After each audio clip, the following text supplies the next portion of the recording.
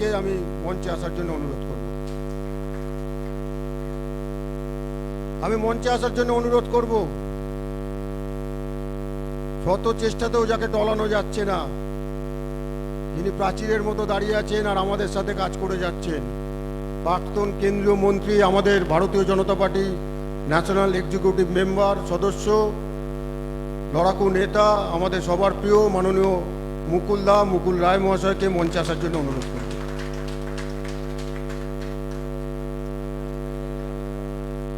মঞ্চে আসার জন্য অনুরোধ করব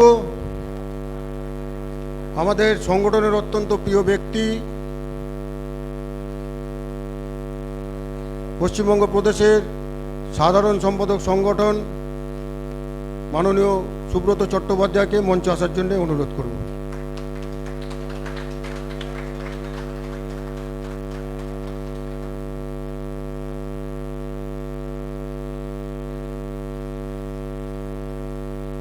মাননীয় দিলীপ দা, কৈলাসজি, রাহুল দা, মুকুল দা, অরবিন্দজি, সুব্রত দাকে অনুরোধ করব আমাদের এই নবগঠিত যে রাজ্য কমিটি তার প্রথম বৈঠক আজ, আচ্ছা এই প্রথম বৈঠকের শুভ সূচনা করার জন্য সকলকে অনুরোধ করব প্রদীপ প্রজ্বলন করে এবং পুষ্পার্ঘ অর্পণ করে আপনাদেরকে অনুরোধ করব আপনারা আজকের এই বৈঠকের শুভ সূচনা করার জন্য। দিলীপ দা, কৈলাসজি, মুকুল দা, অরবিন্দজি, রাহুল দা, সুব্রত দা।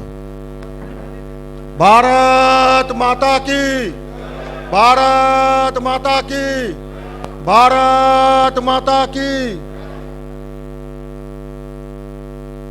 वंदे वंदे वंदे।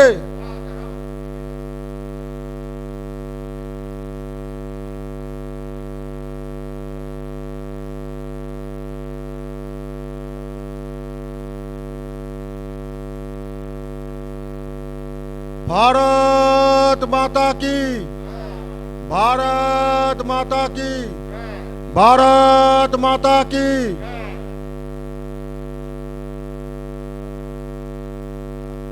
भारत माता की, भारत माता की, भारत माता की। वंदे वंदे वंदे।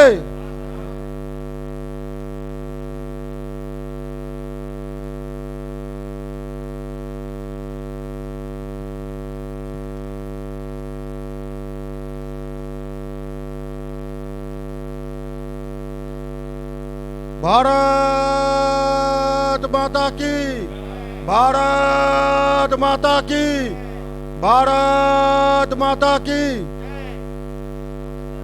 প্রদীপ প্রজ্বলন করে পুষ্পার্ঘ অর্পণ করে আমাদের নবগঠিত রাজ্য কমিটির বৈঠকের শুভ সূচনা করলেন।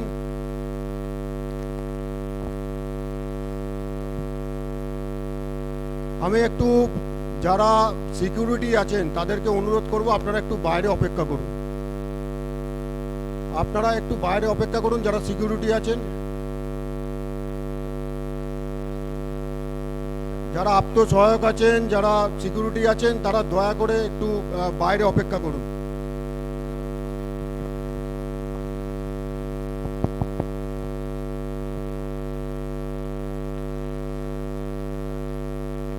এখন আমাদের বন্দে মাতরম সঙ্গীত দিয়ে আমাদের এই কার্যক্রম শুরু হবে। আমি রাজ্যের সম্পাদিকা তনুজা চক্রবর্তীকে অনুরোধ করব আপনি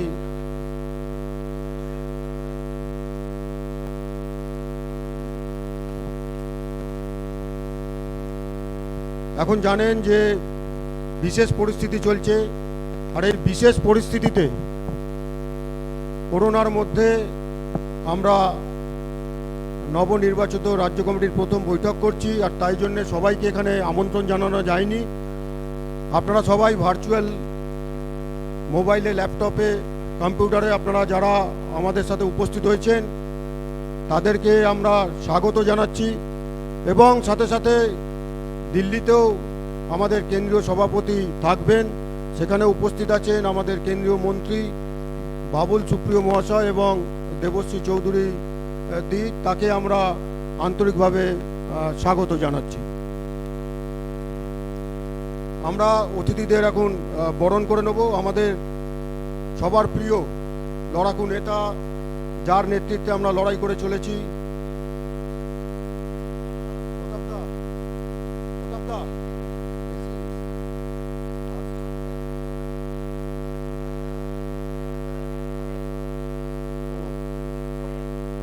ঠিক আছে চালাচ্ছে চলো। আমাদের সবার প্রিয় লড়াকু নেতা রাজ্য সভাপতিকে বরণ করে নেবেন রাজ্যের এসসি মোর্চার সভাপতি বিধায়ক দুলাল বর মহাশয়। ভারত মাতা কি, ভারত মাতা কি। আমাদের অত্যন্ত প্রিয়, যিনি আমাদের সাথে কাঁধে কাঁধ মিলে লড়াই করে যাচ্ছেন, মার্গদর্শন করছেন, সর্বভারতীয় সাধারণ সম্পাদক এবং আমাদের রাজ্যের পর্যবেক্ষক মাননীয় কৈলাস বিজয়বর্গীকে বরণ করে নেবেন খগেন মুর্মু মহাশয়, এসটি মোর্চার সভাপতি রাজ্যের এবং সাংসদ খগেন মুর্মু। ভারত মাতা কি, ভারত মাতা কি। আমাদের আর এক লড়াকু নেতা, আমাদের রাজ্যের প্রাক্তন সভাপতি, বর্তমানে সর্বভারতীয় সম্পাদক, বাংলার ছেলে রাহুল সিনহা মহাশয়কে বরণ করে নেবেন সুভাষ মণ্ডল, ওবিসি মোর্চার সভাপতি। সুভাষদাকে অনুরোধ করব রাহুলদাকে বরণ করার জন্য। ভারত মাতা কি, ভারত মাতা কি। আমাদের আর এক কেন্দ্রীয় নেতা, যিনি সবসময় আমাদের পাশে থাকেন, আবারও বলছি যে ঘরে ঘরে ঢুকে গেছেন, আমাদের হৃদয়ে ঢুকে গেছেন, সেই অরবিন্দ মেননজিকে বরণ করে নেবেন আমাদের রাজ্যের সংখ্যালঘু মোর্চার সভাপতি আলী হোসেন মহাশয়। আলীদাকে অনুরোধ করব অরবিন্দজিকে বরণ করার জন্য। ভারত মাতা কি, ভারত মাতা কি। নতুন করে বলার অপেক্ষা রাখে না, মুকুলদার পরিচয় দেওয়ার দরকার নেই নতুন করে। তিনি যেভাবে লড়াই করছেন আমাদের সাথে থেকে, তিনি ন্যাশনাল এক্সিকিউটিভ মেম্বার আছেন, আমাদের রাজ্যের বরিষ্ঠ নেতা মুকুল রায় মহাশয়কে বরণ করে নেওয়ার জন্য আমি অনুরোধ করব আমাদের যে কলকাতা জোন, সেই কলকাতা জোনের কনভেনার মাননীয় গৌতম চৌধুরী মহাশয়কে।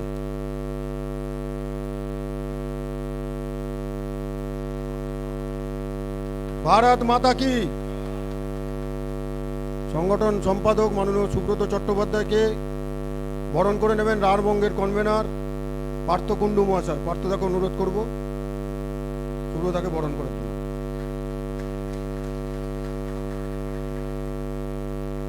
নাড্ডাজি স্বাগতম, নাড্ডাজি স্বাগতম, নাড্ডাজি স্বাগতম, নাড্ডাজি স্বাগতম, নাড্ডাজি স্বাগতম, নাড্ডাজি স্বাগতম, নাড্ডাজি সুস্বাগতম, নাড্ডাজি সুস্বাগতম, নাড্ডাজি ওয়েলকাম, নাড্ডাজি ওয়েলকাম, নাড্ডাজি সুস্বাগতম, নাড্ডাজি সুস্বাগতম, নাড্ডাজি সুস্বাগতম, নাড্ডাজি সুস্বাগতম, নাড্ডাজি সুস্বাগতম, নাড্ডাজি সুস্বাগতম, নাড্ডাজি সুস্বাগতম, নাড্ডাজি স্বাগতম। ভারত মাতা কি। আমাদের মধ্যে উপস্থিত হয়েছেন অত্যন্ত আনন্দের বিষয় সর্বভারতীয় সভাপতি মাননীয় জেপি নাড্ডাজি মহাশয় উপস্থিত আছেন, যিনি বাংলার জন্যে রাত দিন পরিশ্রম করে চলেছেন, আমাদের সাথেই সবসময় থাকেন। সর্বভারতীয় সাধারণ সম্পাদক সহ সংগঠন মাননীয় শিবপ্রকাশজি উপস্থিত আছেন। বাংলার ছেলে, বাংলার গর্ব, কেন্দ্রীয় মন্ত্রী মাননীয় বাবুল সুপ্রিয় মহাশয়। আমি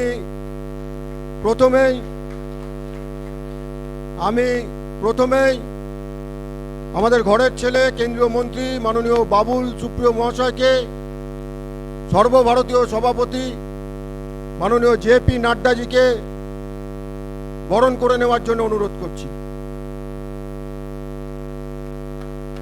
ভারত মাতা কি, ভারত মাতা কি, ভারত মাতা কি। আমি সাথে সাথে মাননীয় শিবপ্রকাশজিকে বরণ করার জন্য কেন্দ্রীয় মন্ত্রী মাননীয় বাবুল সুপ্রিয় মহাশয়কে অনুরোধ করছি।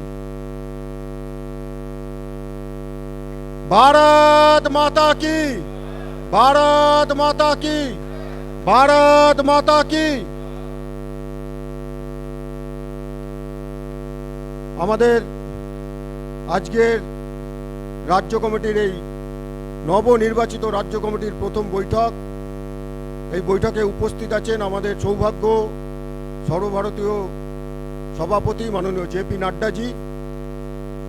আমি প্রথমেই অনুরোধ করব আজকের এই বৈঠকের উদ্বোধনী স্বাগত ভাষণ দেওয়ার জন্যে রাজ্যের লড়াকু নেতা, রাজ্য সভাপতি, সাংসদ, পশ্চিমবঙ্গে যে পরিবর্তনের দিকে এগিয়ে চলেছি তার কাণ্ডারি মাননীয় দিলীপ ঘোষ মহাশয়কে।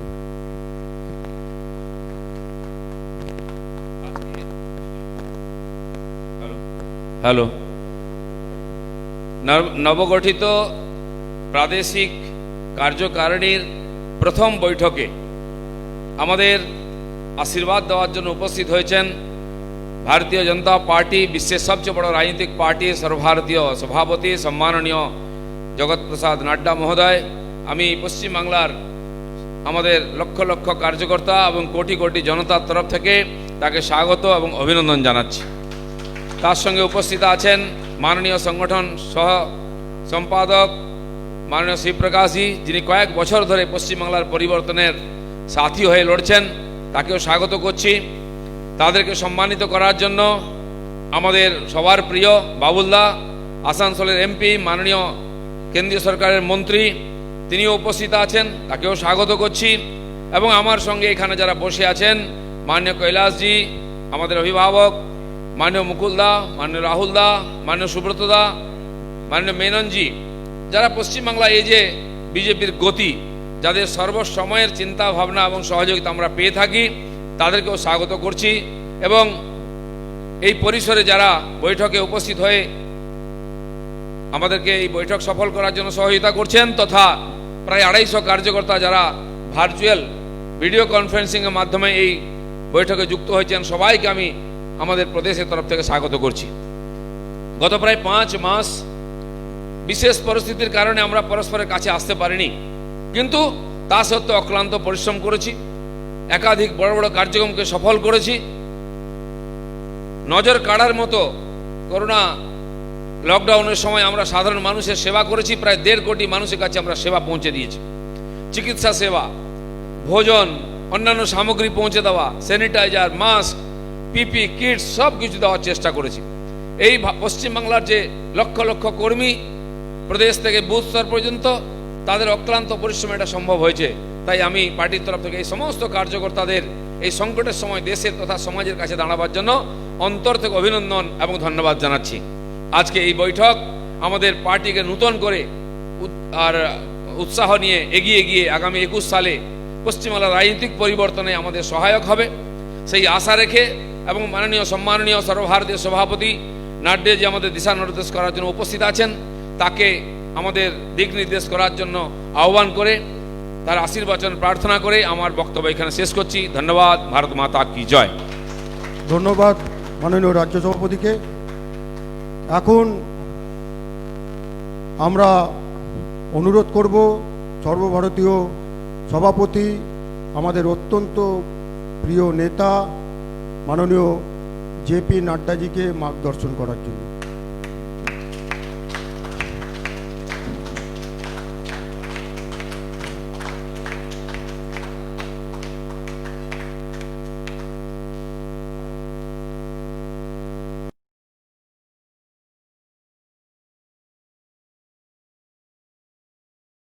आज के इस नवनिर्वाचित नवगठित भारतीय जनता पार्टी के पश्चिम बंगाल के प्रदेश कार्य समिति की बैठक में उपस्थित हमारे बहुत ही जुझारू और कर्मशील अध्यक्ष सम्माननीय दिलीप घोष जी, हमारे राष्ट्रीय महामंत्री और बंगाल के प्रभारी कैलाश विजयवर्गीय जी, श्री मुकुल राय जी, श्री राहुल सिन्हा जी, श्री अरविंद मेनन जी, और यहाँ दिल्ली में मेरे साथ जुड़े हुए हमारे सह संगठन मंत्री, राष्ट्रीय सह संगठन मंत्री श्री प्रकाश जी, और भारत सरकार में मंत्री अपने बाबुल सुप्रियो जी, और सभी हमारे सांसदगण, विधायकगण और पार्टी के पदाधिकारी और कार्य समिति के सदस्यों, आज मुझे बंगाल की धरती के साथ जुड़ने का सौभाग्य मिला है और बंगाल की जो ऐतिहासिक धरती है, जो संस्कृति की धरती है, जो भारतीय संस्कृति की उद्योतक धरती है, ऐसी धरती को मैं नमन करता हूं। जहां स्वामी मधुसूदन सरस्वती जी हो, जहां जिस धरती पर स्वामी चैतन्य महाप्रभु जी ने अपना दृष्टि दी हो, दिशा दी हो, और जहां स्वामी विवेकानंद ने की जन्म स्थान हो, ऐसी भूमि को मैं नमन करता हूं। अगर मैं क्रांतिकारियों की बात करूं और स्वतंत्रता सेनानियों की बात करूं तो मैं नमन करता हूं सुभाष चंद्र बोस जी को, खुदीराम बोस जी को, हमारे श्री अरविंदो को, जिन्होंने देश को, दुनिया को भारत की संस्कृति के माध्यम से एक नई दृष्टि दी और इसके साथ साथ आजादी की लड़ाई में अपने आप को आहूत कर लिया। ऐसी धरती को मैं नमन करता हूं। अगर मैं बात करूं साहित्य की तो बंकिम चंद्र चट्टोपाध्याय जी को याद करना आज आवश्यक बनता है।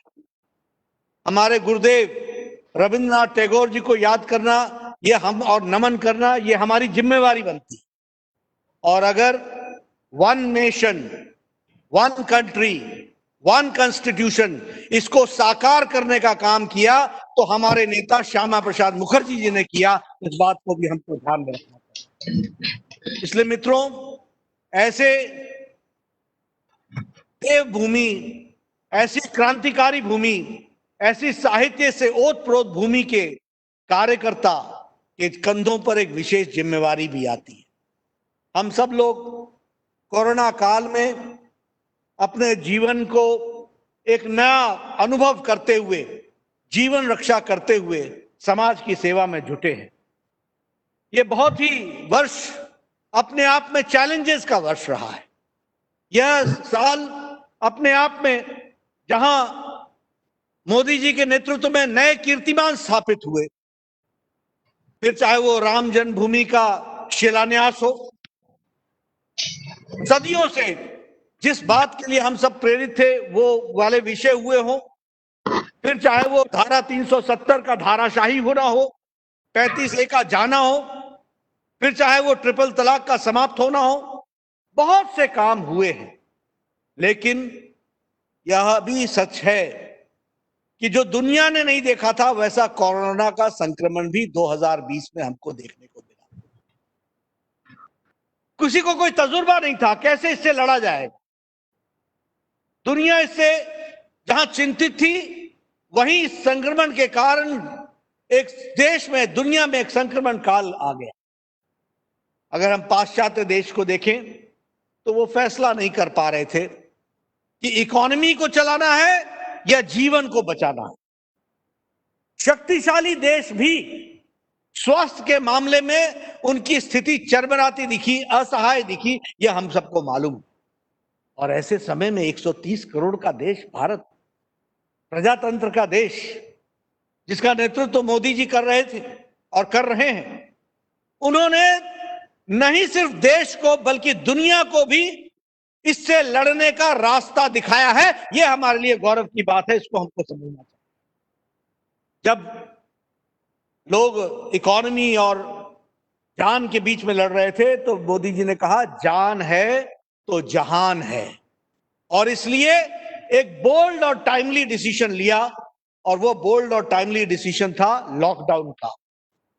उस लॉकडाउन के समय में बहुत सी चर्चाएं हुई, लेकिन एक हिम्मत का फैसला मोदी जी ने लिया और 130 करोड़ के देश को कोरोना के संक्रमण से बचाने में हम सफल हुए। ये बात हमको ध्यान में रखनी चाहिए, ये हम आपसे शेयर करना चाहते हैं। याद कीजिए, जब कोरोना का संक्रमण हुआ था, और मैं बार बार कहता हूं कि यह टाइमली और बोल्ड डिसीजन इसलिए था क्योंकि मैं पूर्व स्वास्थ्य मंत्री भी भारत सरकार में रहा हूं, मुझे स्वास्थ्य की स्थिति पता थी। उस समय हमारे पास कोरोना के संक्रमण के टेस्ट करने की कैपेसिटी सिर्फ 1500 थी, लेकिन भारत देश को इस लॉकडाउन की अवस्था में मोदी जी ने तैयार किया, और आज हम कह सकते हैं कि 11 लाख प्रतिदिन कोरोना के टेस्ट करने की कैपेसिटी भारत की हो गई है, और यह हमको समझना चाहिए। जिस दिन लॉकडाउन लगा था, उस दिन एनआईवी पुणे, एक टेस्टिंग लेबोरेटरी होती थी एनआईवी पुणे की, और जगह जगह से टेस्टिंग के लिए वहां जाया जाता था, वहां सैंपल भेजा जाता था।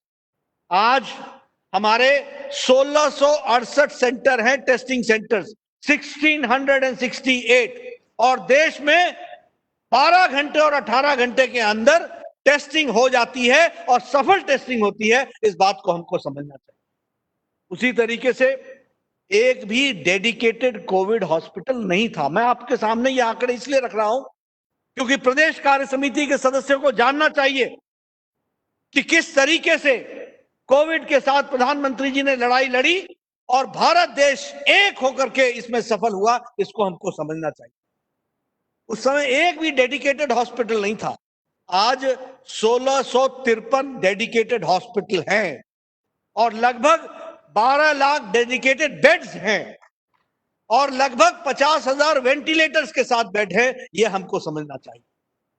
उस समय भारत में एक भी वेंटिलेटर नहीं बनता था, एक भी वेंटिलेटर नहीं बनता था। आज भारत में 3 लाख वेंटिलेटर्स मैन्युफैक्चर हुए हैं, 3 लाख वेंटिलेटर मैन्युफैक्चर। हमारे पास पीपीई किट नहीं था, पर्सनल प्रोटेक्शन इक्विपमेंट का किट नहीं था। आज हमारे पास प्रतिदिन 4.5 लाख पर्सनल प्रोटेक्शन इक्विपमेंट बन रहा है और यह मोदी जी ने प्रेरित करके देश के उद्यमियों को मैन्युफैक्चर करने के लिए प्रेरित किया और आज 4.5 लाख पर्सनल प्रोटेक्शन इक्विपमेंट बन रहा है। हमारी रिकवरी रेट आज 77.86 हो गई है और यह रिकवरी रेट का कारण यह है कि हमारे डेडिकेटेड हॉस्पिटल्स होना, डेडिकेटेड बेड होना, टेस्टिंग फैसिलिटी होना और डॉक्टर्स की ट्रेनिंग के कारण यह हमको यह रिकवरी रेट मिल रही है। यह हमको समझना चाहिए। यह हुआ। इतना ही नहीं, 26 मार्च को प्रधानमंत्री ने गरीब कल्याण पैकेज की घोषणा की। अब यह गरीब कल्याण पैकेज भारत पहला था जिसने कहा कि जान भी बचाएंगे और साथ में भोजन की व्यवस्था भी करेंगे, 2 वक्त की रोटी मुनस्सर भी करेंगे। इस बात की चिंता की। आपको याद होगा कि उस समय 1,70,000 करोड़ रुपए खर्च करके 80 करोड़ की जनता को मार्च महीने से लेकर के नवंबर महीने तक 5 किलो चावल या 5 किलो गेहूं और इसके साथ साथ अपने दाल की 1 किलो व्यवस्था यह भी मोदी सरकार ने की और यह 80 करोड़ की जनता को नवंबर महीने तक की खिलाने की व्यवस्था की। इसको हमको समझना चाहिए। लगभग 20 करोड़ बहनों के लिए 500 रुपए यानी 1,500 रुपए की व्यवस्था की गई और 20 करोड़ लोगों ने जनधन खाते के माध्यम से अपने खाते में 500 रुपए यानी 1,500 रुपए प्राप्त किए। यह हम सबको मालूम है। प्रधानमंत्री किसान सम्मान योजना के तहत लगभग 8 करोड़ 70 लाख किसानों के खाते में 2,000 रुपए पहुंचाने का काम किया। और इतना ही नहीं, इसके साथ साथ 17,000 करोड़ रुपए अभी पिछले जुलाई महीने में रिलीज किया गया, ताकि दूसरी किस्त भी उनको मिल सके और 2-2 हजार रुपए 8 करोड़ से ज्यादा किसानों के खाते में पहुंचने की व्यवस्था की गई। इसको हमको समझना चाहिए। लगभग 8 करोड़ बहनों के लिए एलपीजी सिलेंडर 3 महीने के लिए 3-3 सिलेंडर की व्यवस्था की गई, इस ताकि भोजन चल सके और लॉकडाउन की अवस्था में उनका चूल्हा जल सके, इसकी व्यवस्था की गई। इसको हमको समझना चाहिए। यही नहीं, अगर हम आत्मनिर्भर पैकेज की बात करें तो प्रधानमंत्री जी ने जो 20 लाख करोड़ रुपए दिए, जिसमें से 3 लाख करोड़ रुपए एमएसएमई सेक्टर में खर्च होना है। मैं चाहूंगा दिलीप दा और हमारे सांसद इस बात की चिंता करें कि जो एमएसएमई सेक्टर में हैं, जिनको उद्यम खोलने के लिए और उनको फिर से चालू करने के लिए आवश्यक है, उनको लोन सैंक्शन कराने का हमको व्यवस्था करें। लगभग 1,10,000 करोड़ लोन सैंक्शन हो चुका है और बाकी बचा हुआ जो 3 लाख करोड़ में से है वह भी सैंक्शन हो और बंगाल के उद्यमियों को उसका लाभ मिले। इसके लिए भारतीय जनता पार्टी के कार्यकर्ताओं को आगे आना पड़ेगा, ये मेरा आप सबसे निवेदन। उसी तरीके से हमारे किसान क्रेडिट कार्ड के माध्यम से लगभग 2.5 करोड़ किसानों को जो किसान क्रेडिट कार्ड में जो क्रेडिट देने की व्यवस्था है और बहुत ही जिसको कहते हैं कि कोई इंटरेस्ट के बगैर जो ऋण देने की व्यवस्था है, उसमें भी हम लोगों को अपने आप को आत्मसात करना चाहिए, जुड़ना चाहिए, ये मैं कहना चाहूंगा। लगभग 50 लाख रेड़ी वाला, पेड़ी वाला, ठेले वाला, इनको 10-10 हजार रुपए देने की व्यवस्था की गई है। 5,000 करोड़ रुपए की व्यवस्था की गई है। मैं चाहूंगा कि हमारे कार्यकर्ता इसमें आगे आए और आगे बढ़ करके आत्मनिर्भर पैकेज को हम आगे बढ़ाएं। दुनिया ने इस बात को कहा कि भारत पहला देश है जिसने हेल्थ की भी चिंता की है और आर्थिक रोजी रोटी की भी चिंता की है। ये पहला देश है। यूएन के सेक्रेटरी जनरल ने कहा, वर्ल्ड हेल्थ ऑर्गेनाइजेशन के डायरेक्टर जनरल ने कहा कि India and Modi has given the way how to fight the health issues and how to fight the economic issues. ये बात उन्होंने कही। आज हम आत्मनिर्भर भारत की बात कर रहे हैं, तो मैं आपसे निवेदन करना चाहूंगा, वोकल हो जाइए लोकल के लिए। और जब मैं वेस्ट बंगाल की बात करता हूं तो कलकत्ता के जूट आइटम्स, फिर वो सॉफ्ट डॉल्स हो या फिर बटीक हो, उसको हम वर्ल्ड ब्रांडिंग कैसे कर सकते हैं, उसकी हमको चिंता करनी चाहिए। उसी तरीके से पश्चिम मेदिनीपुर में जो पत्ता चित्रा का कार्य है, स्क्रॉल पेंटिंग का जो कार्य है, उसको भी हमको बढ़ावा देना चाहिए। उसी तरीके से पुरुलिया में जो नेचुरल फाइबर है, बबुई ग्रास जिसको कहते हैं, उसको भी हमको बढ़ावा देना चाहिए। और मुर्शिदाबाद का ब्रास और बेल मेटल जो है, उसको भी हमको बढ़ावा देना चाहिए। मित्रों, ये काम भारतीय जनता पार्टी के कार्यकर्ताओं का है कि हम आत्मनिर्भर भारत को, आपदा को अवसर में मोदी जी के सपने को बदलने में अपना योगदान करें, पूरी ताकत लगाए। ये हमारे को पूरी ताकत लगा करके करना पड़ेगा। हम लोगों ने, भारत सरकार ने मोदी जी के नेतृत्व में वेस्ट बंगाल को काफी कुछ दिया भी है। अगर हम बात करें कोलकाता वाराणसी वाटरवेज का, ये आर्थिक जगत में एम्प्लॉयमेंट का एक बहुत बड़ा स्रोत बनने का, हमको इसके साथ जुड़ने की जरूरत है। हमको इसको जनता को समझाने की जरूरत है कि कोलकाता वाराणसी वाटरवेज यह आर्थिक क्रांति लाने में और एम्प्लॉयमेंट लाने में एक बहुत बड़ा साधक सिद्ध होगा। ये हमको ध्यान में रखना चाहिए। आपको ध्यान में है कि मोदी जी ने आपको एक all India Institute of Medical sciences दिया है, जिसकी ओपीडी शुरू हो गई है।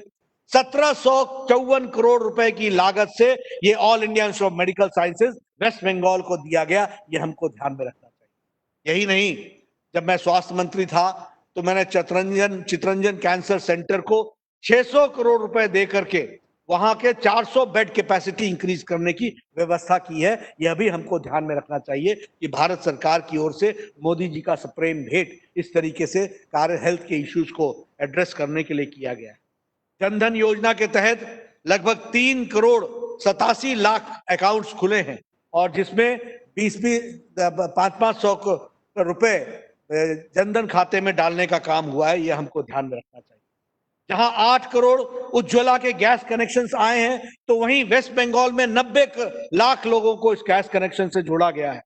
उसी तरीके से एलईडी बल्ब्स लगभग 92 लाख मुफ्त बांटे गए हैं और लगभग 479 करोड़ रुपीस का सालाना बिजली की खपत में बचत हुई है वेस्ट बंगाल में। यह भी हमको ध्यान में रखना चाहिए। अम्फान आया था, दुखदाई बात है, लेकिन प्रधानमंत्री जी की ओर से तुरंत 1000 करोड़ रुपए का रिलीफ पैकेज दिया गया और मुझे खुशी है कि भारतीय जनता पार्टी के कार्यकर्ताओं ने पूरी ताकत लगा करके अम्फान के रिलीफ वर्क में अपने आप को झोंका, पूरी ताकत लगाई और लोगों को राहत पहुंचाई है। इसके लिए मैं बंगाल यूनिट को साधुवाद देता हूं जिन्होंने इस काम को आगे बढ़ाया।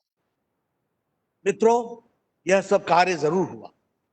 राम मंदिर का पूजन भी हुआ 5 तारीख को। एक सदियों से जो हमारे सबकी इच्छा थी, करोड़ों करोड़ों भारतवासियों की इच्छा थी कि भव्य राम मंदिर बने, वो 5 अगस्त को उसका शिलान्यास यशस्वी प्रधानमंत्री नरेंद्र मोदी जी के कर कमलों द्वारा हुआ। लेकिन दुख के साथ कहना पड़ता है कि 5 तारीख को वेस्ट बंगाल में ममता दीदी ने लॉकडाउन लगा दी, लॉकडाउन कर दिया। करोड़ों की जो इच्छाएं थी उसको कुचलने का काम किया, उसको रोकने का काम किया। और यह अलग बात है कि 31 जुलाई को बकरीद में लॉकडाउन लिफ्ट कर लिया। ये वोट बैंक की पॉलिटिक्स, ये अपीजमेंट की पॉलिटिक्स, ये इस प्रकार की पॉलिटिक्स जिसमें तुष्टीकरण किया जाता हो, वोट बैंक की राजनीति की जाती हो और एंटी हिंदू माइंडसेट खड़ा किया जाता है, यह है ममता दीदी की राजनीति पर। हमें खुशी है कि 31 तारीख को लॉकडाउन लिफ्ट हुआ, अच्छी बात है, लेकिन 5 तारीख को लॉकडाउन लगाने का क्या अर्थ?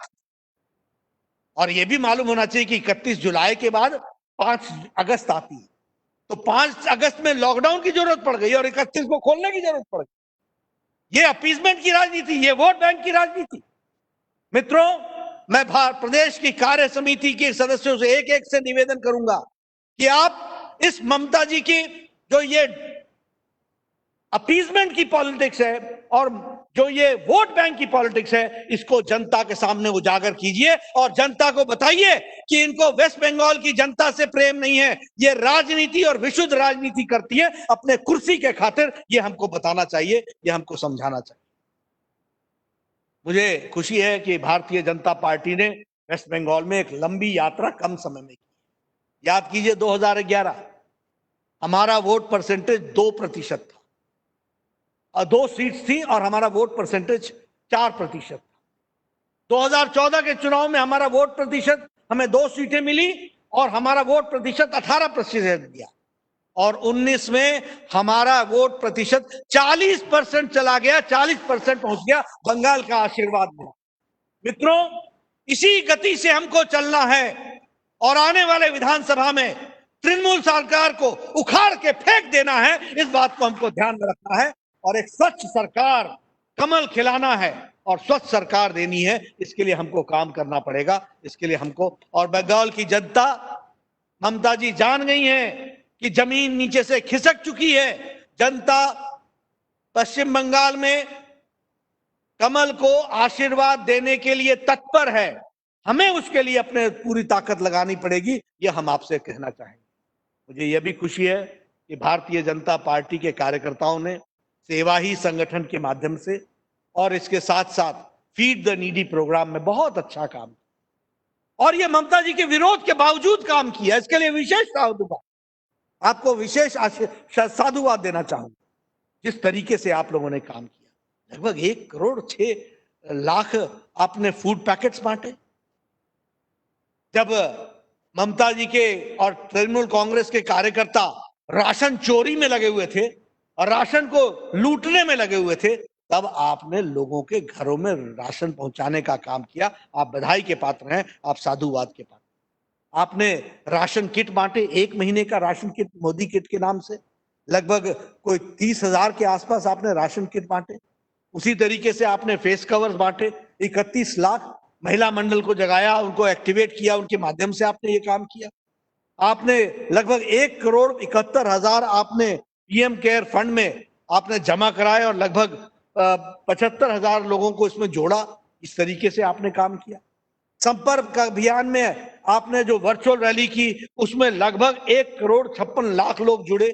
भारतीय जनता पार्टी के सभी कार्यकर्ताओं को मैं साधुवाद देता हूं जिन्होंने ये काम किया और इस तरीके से सफलता हासिल की। मित्रों, मुझे दुख के साथ कहना पड़ता है कि पश्चिम बंगाल की जनता को मुख्य धारा में शामिल होने में ममता दीदी रोड़ा अटकाती हैं और ममता दीदी उनके रास्ते में जो अच्छे सुविधाएं मिलनी है उसके बीच में रोड़ा बनती है। ये हमको समझना। आयुष्मान भारत 5 लाख रुपए का सालाना कवर किसको मिलता है? गरीब, रेड़ी वाला, फेड़ी वाला, रिक्शे वाला, ऑटो रिक्शे वाला, घर में मेड सर्वेंट, रैग पिकर, जो कूड़ेदान में से रैग्स पिक करते हैं, ऐसे लोगों को मोदी जी ने 5 लाख का सालाना हेल्थ कवर दिया, गंभीर बीमारियों से लड़ने के लिए दिया। लेकिन पश्चिम बंगाल में ऐसी संख्या 4 करोड़ 57 लाख है। 4 करोड़ 57 लाख है। इस 4 करोड़ 57 लाख लोगों को वंचित रखने का काम ममता जी ने किया है। उनको स्वास्थ्य पहुंचाने में रोड़ा बनी है, रास्ते में रोड़ा बनी है और वह उनको स्वास्थ्य की सुविधा से वंचित रख रही हैं। एक नहीं, 3 साल हो गए आयुष्मान भारत को शुरू हुए, 3 साल से वंचित रखा है 4 करोड़ 57 लाख की जनता को। यह हमको समझना चाहिए। आने वाले विधानसभा के चुनाव में मुद्दा बनाना चाहिए, लोगों को बताना चाहिए कि तुम्हारा हक जो मोदी जी तुमको देते हैं, तुम्हारे हक को रोकने का काम ममता दीदी की सरकार कर रही है, यह समझना चाहिए। और गरीब लोगों का स्वास्थ्य की सेवा लेने से वंचित रख रहे हैं, इस बात को हमको बताना चाहिए। प्रधानमंत्री किसान सम्मान निधि 2000 रुपए की किस्त 8 करोड़ किसानों को देने का नजरिया, मैं पश्चिम बंगाल से पूछता रहा कि ये तो बता दो कि कितने करोड़ किसान हैं जिनको मोदी जी ने पहुंचाना है। अभी तक ममता जी की सरकार ने दिल्ली को यह नहीं बताया कि कितने किसान हैं। और 2000 रुपए ऐसे छठी किस्त तक का कम से कम जो 12,000 रुपए उनको मिलने थे, उससे किसानों को वंचित रखा है। यह बात हमको समझनी चाहिए। इतना बड़ा नुकसान कौन? किसान बेचारा, जो बीज खरीदेगा, जो फर्टिलाइजर खरीदेगा, जो अपने अनाज को उन्नत बनाने के लिए काम करेगा, उसको 2000 रुपए देने का साल में जो 3 किस्तें देने का काम था, उसमें भी रुकावट करने का काम पश्चिम बंगाल ने किया। उसी तरीके से प्रधानमंत्री फसल बीमा योजना बंगाल में लागू नहीं होने दी है। किसका नुकसान हो रहा है? किसान किसके हैं? बंगाल के मुख्यमंत्री के ये किसान नहीं है क्या? क्या इन किसानों की चिंता करना उनका काम नहीं है क्या? और तो और छोड़िए, प्रधानमंत्री आवास योजना को नाम बदल दिया, बांग्लार आवास योजना बना दिया। पैसा मोदी जी दे, केंद्र सरकार दे, लेकिन ठप्पा अपना लगाने की कोशिश। उसी तरीके से प्रधानमंत्री ग्रामीण सड़क योजना, बांग्लार ग्रामीण सड़क योजना बना दिया। अरे बांग्ला के लिए तो हम लगे ही हैं, बंगाल की तो सेवा कर रहे हैं, लेकिन ये भारत सरकार सेवा कर रही है, मोदी जी कर रहे हैं, ममता जी आप नहीं कर रही हैं। ये बात हम वेस्ट बंगाल की जनता को बताएंगे कि किस तरीके से हमने काम किया है, ये हम जरूर बताना चाहते हैं। मित्रों, इसी तरीके से दुख के साथ कहना पड़ता है, कहां बंगाल था एक समय में, इसका विकास किस हद तक इंडस्ट्रियलाइजेशन था। अभी स्वच्छ भारत मिशन में जो सबसे गंदे 10 सिटीज जब रैंकिंग में सबसे नीचे, पहले तो रैंकिंग में पार्टिसिपेट नहीं किया स्वच्छ भारत मिशन में, और जब रैंकिंग हुई तो जो 10 सबसे गंदे शहर आए, दुख के साथ कहना पड़ता है 8 शहर उसमें से पश्चिम बंगाल के। 8 शहर कहां ले गई बंगाल को ममता जी? इधर मोदी जी कोविड की सेवा कोरोना में लोगों की सेवा करें, और यहां इस तरीके का काम, और ऑपोजिशन रिफ्यूज करना, कोऑपरेट नहीं करना, हर बात पर बोलना होबे ना होबे ना होबे ना। की होबे ना? सब कुछ होबे, सब कुछ होगा और विकास होगा। बंगाल की तस्वीर बदलेगी और तकदीर बदलेगी, और यह कमल का निशान बंगाल में बदल लाएगा। इस बात को हमको समझना चाहिए। आप देखिए, जब कोरोना में राशन डिस्ट्रीब्यूट हो रहा था, तो उस समय टीएमसी के कार्यकर्ता राशन की चोरी में लगे, राशन की चोरी में लगे हुए। गरीब के पेट में 2 वक्त की भोजन की मुनस्सर कराने के बजाय उनके पेट से न्योला छीन रहे थे, न्योला छीन रहे थे। ऐसी सरकार, ऐसी लोक विरोधी सरकार, जन विरोधी सरकार, इसको लॉक स्टॉक एंड बैरल के साथ छुट्टी करनी चाहिए। और जब भी चुनाव आएगा प्रजातंत्र तरीके से हम इसकी छुट्टी करेंगे। इस बात को हमको सुनना चाहिए। कोरोना का संक्रमण, कोरोना के बारे में आंकड़े नहीं देते हैं। दिल्ली की टीम गई तो उसको काम नहीं करने दिया, दिल्ली की टीम को रोक दिया। दिल्ली की टीम ने कोरोना के संक्रमण से बचने के उपाय बताने थे तो वो उपाय नहीं लिए, आंकड़े नहीं भेजे, डेड बॉडीज अनअटेंडेड रही। यह है वेस्ट बंगाल का कोरोना संक्रमण के दौरान किया गया कार्य। और तो और छोड़िए, कोरोना वॉरियर्स के लिए प्रधानमंत्री जी ने घोषणा की थी 50-50 लाख रुपए देंगे अगर किसी की मृत्यु हो जाती है, अगर कोई बेचारे की जीवन लीला समाप्त हो जाती है। यह भी पश्चिम बंगाल में नहीं लागू किया ममता जी ने, उनको भी वंचित रखा है। यह हमको समझना चाहिए। यह है इनकी जन विरोधी नीति, यह है मानव विरोधी नीति, यह है एंटी ह्यूमनिज्म। यह मानवता विरोधी नीति को और जन विरोधी नीति को लेकर के जो आगे चली है। और तो और छोड़िए, श्रमिक भाइयों को जब वो बेचारे माइग्रेंट लेबरर्स आ रहे थे तो उनको रोकने का प्रयास किया गया, श्रमिक ट्रेनों को आने से रोका गया पश्चिम बंगाल में। अरे ममता जी, आपके श्रमिकों ने बंगाल की इकोनॉमी में कितना कंट्रीब्यूट किया है, इसको जरा सा आप ध्यान में रखिए। सारे देश में सोने के कारीगर अगर हैं तो उत्तम कोटि के बंगाल के हैं, जिन्होंने सारे देश में सेवा की। उन बेचारों को कोरोना संक्रमण में जब घर वापस आना था, जब मोदी जी श्रमिक एक्सप्रेस चला रहे थे, तो आपने कह दिया ये कोरोना कैरियर्स है, आपने कह दिया ये कोरोना एक्सप्रेस है।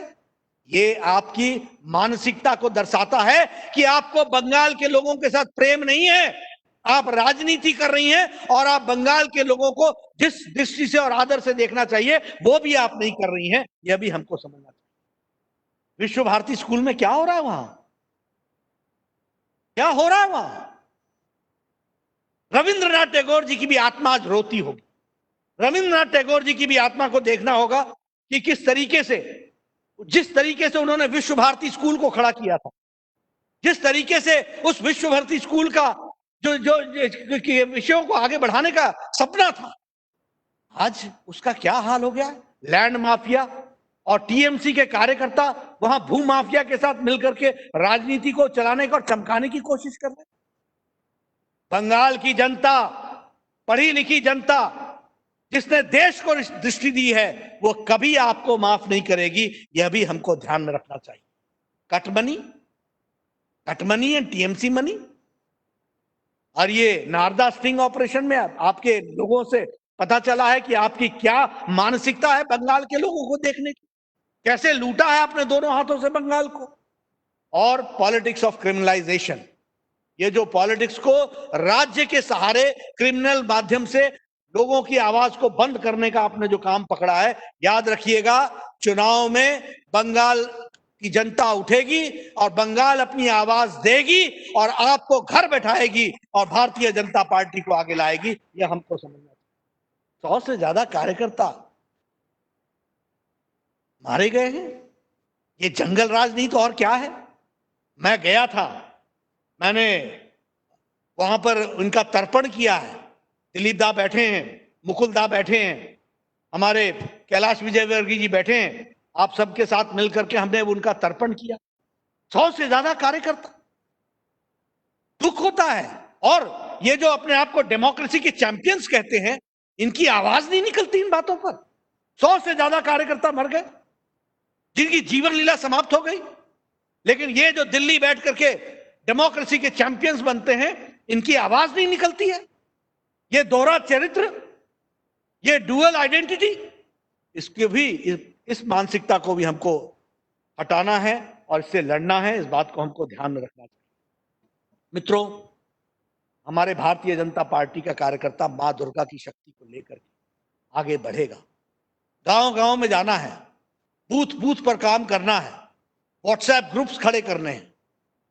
यहाँ पदाधिकारी जो हैं, मैं दिलीप दा से निवेदन करूंगा, आप प्रवास बहुत कर रहे हैं, लेकिन आप सभी पदाधिकारियों को और सभी एमपीज को प्रवास के लिए उत्सुक करें, प्रवास में उनको जोड़ें और हरेक को कोई ना कोई जिला दिया जाए और हरेक को कोई ना कोई मंडल दिया जाए। हरेक पदाधिकारी कम से कम 5 या 7 मंडल का प्रवास करे, वेरिफिकेशन करे शक्ति केंद्र का, ग्राम केंद्र का, वेरिफिकेशन करे बूथ का, और हर बूथ पर व्हाट्सएप ग्रुप खड़ा होना चाहिए और 3 तरीके का कंटेंट डालना चाहिए। मैं देख रहा हूं, मुझे स्क्रीन पर अहलुवालिया जी भी दिख रहे हैं, सोशल मीडिया में बहुत एक्टिव रहते हैं, इनसे पता कीजिए। एक नेशनल कंटेंट डालना चाहिए, एक कंटेंट हमको डालना चाहिए स्टेट का, जो स्टेट में कार्यक्रम नहीं हो रहे हैं, और एक हमको रीजनल कंटेंट डालना चाहिए जो स्थानीय समस्याओं का, और हर 15 दिन पर हमको कोई अच्छा कंटेंट क्रिएट करके डालना चाहिए। कल प्रधानमंत्री मोदी जी ने हमारे जो रेडी वाले हैं उनको जो व्यवस्था दी गई है और जो 5,000 करोड़ रुपए बांटा जा रहा है, उसमें से 1 लाख करोड़ लोगों को धन बांटने के व्यवस्था में प्रधानमंत्री मोदी जी ने अपना योगदान भी किया और साथ में वक्तव्य भी दिया है। ऐसे कंटेंट को हमको डाल करके बूथ तक के कार्यकर्ताओं को जागृत करना चाहिए। उसी तरीके से जो मैंने आपको बताई, आयुष्मान भारत लागू नहीं है, प्रधानमंत्री किसान फसल योजना लागू नहीं है, प्रधानमंत्री किसान सम्मान योजना लागू नहीं है, ये सारी बातों को कंटेंट में डाल करके आपको व्हाट्सएप ग्रुप के माध्यम से गांव के अपने कार्यकर्ताओं को बताना चाहिए। उसी तरीके से जो रीजनल समस्याएं हैं, उन रीजनल समस्याओं को भी आपको उनको बताना चाहिए, उनको उजागर करना चाहिए और एक्टिवेट करना चाहिए। मित्रों, मुझे बहुत भरोसा है पश्चिम बंगाल के कार्यकर्ताओं पर। मुझे मालूम है विपरीत परिस्थिति में भी लड़ने की ताकत आप में है। आप लड़ रहे हैं, सारा देश आपके साथ खड़ा है, सारे देश के कार्यकर्ता आपके साथ खड़े हैं, और हमको इस बार के विधानसभा में सफलता हासिल करनी है। मेरा आप सबसे निवेदन है कि आप पूरी ताकत लगाइए, पूरा देश आपके साथ खड़ा है। बहुत जल्द मैं भी आपके बीच में आऊंगा। आज कोरोना के कारण मुझे आपके साथ वर्चुअल रैली में मुलाकात करने का मौका मिल रहा है। इच्छा तो मेरी थी, और लॉकडाउन होने के पहले मुझे कार्यकारिणी समिति के सदस्यों के साथ मिलने का मौका मिला था। शायद वो 4 मार्च की तारीख थी जब हम आपके साथ मिले थे। 4 या शायद 1 मार्च थी या 2 मार्च थी, ऐसी तारीख थी जब मैं आपके साथ मिला था।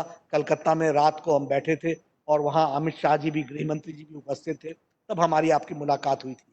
उसके बाद मैं इस नवगठित कार्य समिति के साथ पहली बार मिला हूँ।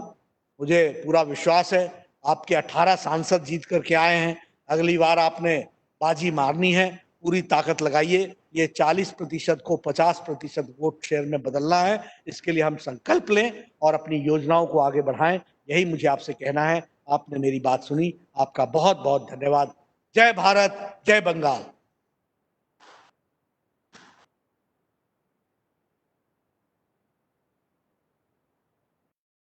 সহজ সরল ভাষায় যেভাবে তিনি আমাদের দিক নির্দেশ করলেন, চলার পথ ঠিক করে দিলেন এবং লক্ষ্য ঠিক করে দিলেন, আর তাকে তার এই মার্গদর্শন, তার এই আমাদের চলার পথ ঠিক করা এবং তাকে তার বক্তব্য, তাকে ধন্যবাদ জ্ঞাপন করার জন্যে আমি মঞ্চে আসতে অনুরোধ করব ভারতীয় জনতা পার্টি রাজ্যের সহসভাপতি সাংসদ মাননীয় অর্জুন সিং মহাশয়কে।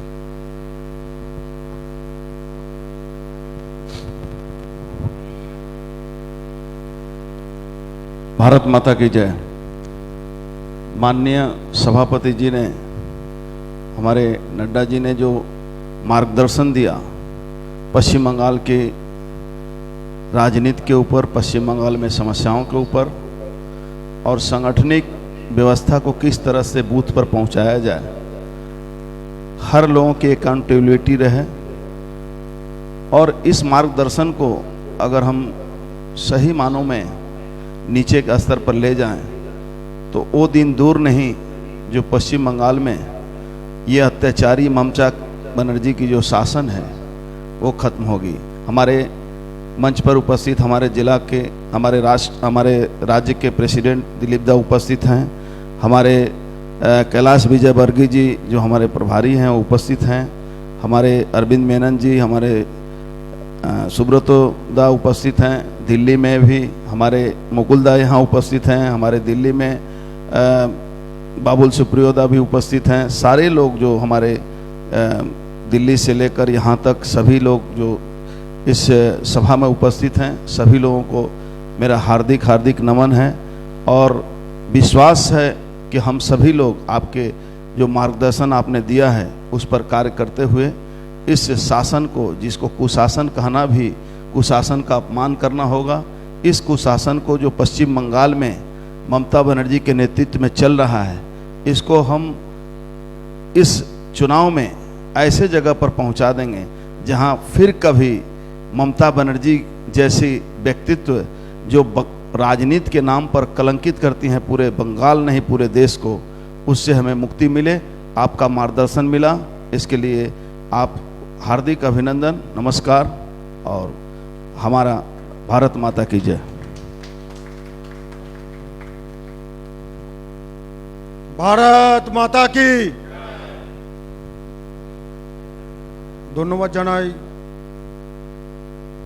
সর্বভারতীয় সভাপতি মাননীয় জেপি নাড্ডাজিকে এবং যারা আমাদের সাথে ভার্চুয়ালি যুক্ত আছেন সমস্ত সাংসদ, বিধায়ক, রাজ্য কমিটির সদস্যরা, তাদেরকে ধন্যবাদ জানাচ্ছি এবং আমাদের এই প্রথম সত্র আমরা এখানেই সমাপ্ত করছি।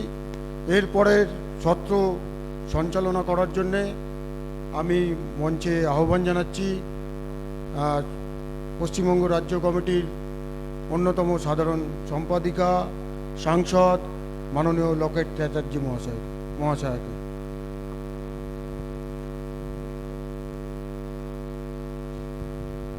নমস্কার।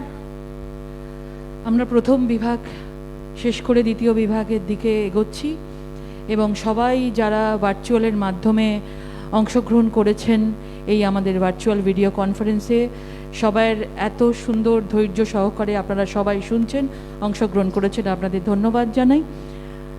এরপরের দ্বিতীয় বিভাগের আমাদের প্রথম পর্ব, আমরা জানি যে পঞ্চায়েত থেকে শুরু করে লোকসভা থেকে 2020 এবং আগামী 2021 এর মধ্যে আমাদের কত বিজেপি কর্মীরা নিজের বাংলার জন্য, আজকে নিজের দেশের জন্য, নিজেদের কর্মীদের জন্য, মানুষের ভালো থাকার জন্য অন্যায়ের বিরুদ্ধে প্রতিবাদ করেছেন এবং বারে বারে ঘাত প্রতিঘাতের মাধ্যমে তারা মার খেয়েছেন, কেউ রক্ত দিয়েছেন, কেউ প্রাণ হারিয়েছেন। আজকে আমাদের আজকের মুহূর্ত পর্যন্ত যারা যারা প্রাণ হারিয়েছেন আমাদের কর্মীরা, তাদের জন্য শোক প্রস্তাব পালন করবেন বিশ্বপ্রিয় রায়চৌধুরী মহাশয়।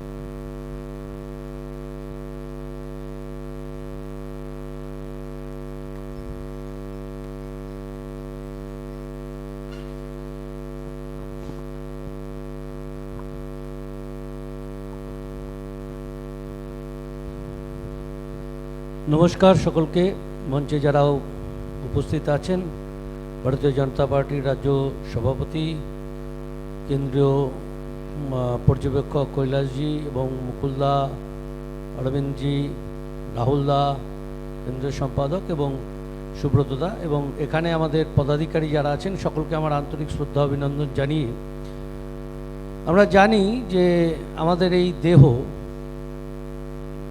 একটা সময় তার শেষ হবে। তার কবির ভাষায় কবি বলেছেন, আছে মৃত্যু, আছে মৃত্যুর কথা বলেছেন উনি কবি। এবং তার সাথে আজকে আমাদের গীতাতেও বলেছে যে এই নশ্বর দেহ একটি বস্ত্রর মতন, সেটা পরিত্যাগ করে আবার আসে। আমরা জানি, কিন্তু আমরা মানুষ, তাই যখন আমাদের কাছ থেকে কেউ চলে যান তখন আমাদের সেই বেদনা, সেই যন্ত্রণা, সেই অনুভূতি আমাদের নাড়া দেয়, কাজ করে। তাই আজকে আমি আমাদের পার্টির পক্ষ থেকে প্রথমেই কার্যকারিণীর বৈঠকে প্রথমেই আমাদের ভারতবর্ষের রাষ্ট্রপতি এবং পশ্চিম বাংলার সুসন্তান প্রণব মুখোপাধ্যায় তিনি কদিন আগেই গত হয়েছেন।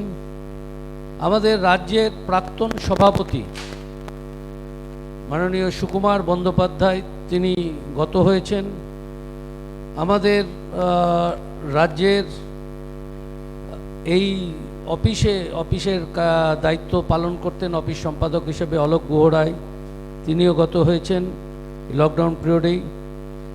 আমাদের পার্টি অফিসের মানে দুজন কার্যকর্তা, একজন নীলু নাহা, নীলুদা বলে পরিচিত, যে দীর্ঘদিন পার্টি অফিসের আর বিভিন্ন কাজে তাকে আমরা জানতাম, বিভিন্ন সভায় দেখেছি, তিনিও গত হয়েছেন।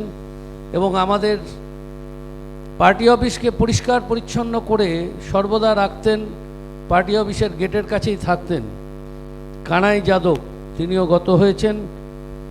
এবং আমাদের সংঘের প্রচারক, আমাদের পশ্চিমবঙ্গেও উনি এসেছিলেন এবং ক্ষেত্রের দায়িত্বে ছিলেন, কৃষ্ণ মতলবজি, উনি গত হয়েছেন। আমাদের আরেকজন সংঘের প্রচারক, পরবর্তীতে উনি একটি সংগঠন করে তুলেছিলেন, তপন ঘোষ, তপনদাও গত হয়েছেন। আমাদের গালওয়ানে 20 জন সৈনিক ভারতের সাথে লড়াই করেছেন, বীরের সাথে লড়াই করেছেন এবং বীরগতি প্রাপ্ত হয়েছেন। এছাড়া আমাদের হেমতাবাদের বিধায়ক যাকে খুন করা হয়েছে, দেবেন রায় সহ প্রায় 107 জন কার্যকর্তা, আর আমাদের এর মধ্যে গত হয়েছেন যারা খুন হয়েছেন, শহীদ হয়েছেন রাজনৈতিকভাবে। তাছাড়াও এই কোভিড মহামারীতেও প্রায় আমাদের এখানটায় 18-19 জন কার্যকর্তা গত হয়েছেন এবং আরও অনেক কার্যকর্তা যারা গত হয়েছেন এখন আমাদের কাছে লিস্ট আসেনি। সকলের প্রতি আমরা শ্রদ্ধা জ্ঞাপন করছি, তাদেরকে প্রণাম জানাচ্ছি এবং তাদের আত্মার চিরশান্তি কামনা করে আমরা উঠে 1 মিনিট নীরবতা পালন করে আমরা আমাদের এই শোক প্রস্তাব শেষ করব।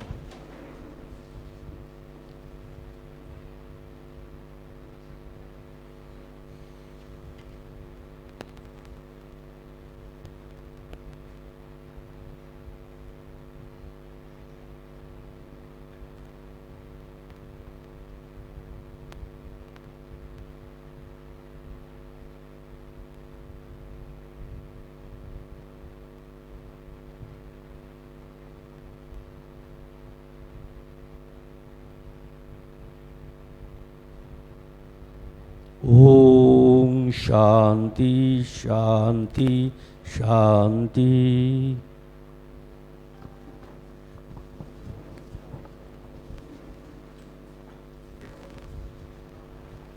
আমাদের লাস্ট যে আমাদের কার্যকারিণী অনুষ্ঠিত হয়েছিল সেই বিষয়ে বক্তব্য রাখবেন আমাদের প্রতাপ ব্যানার্জি মহাশয়। রাজ্যের সহসভাপতি প্রতাপ ব্যানার্জি মহাশয়।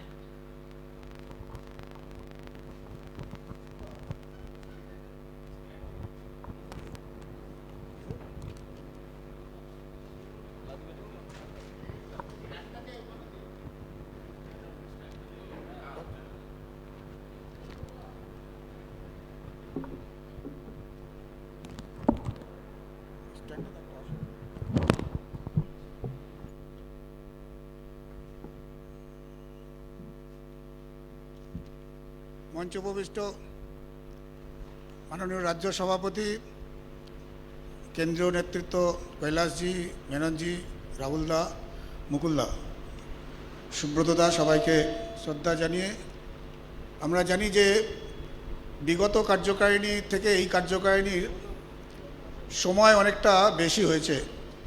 তার কারণ নির্বাচন ছিল। নির্বাচন এখান থেকে মাননীয় প্রধানমন্ত্রী, আমাদের মাননীয় রাজ্য সভাপতি দিলীপদার নেতৃত্বে প্রায় 18 জন সংসদ নির্বাচিত হন এবং দিল্লিতে যাওয়ার পর প্রায় 3 মাস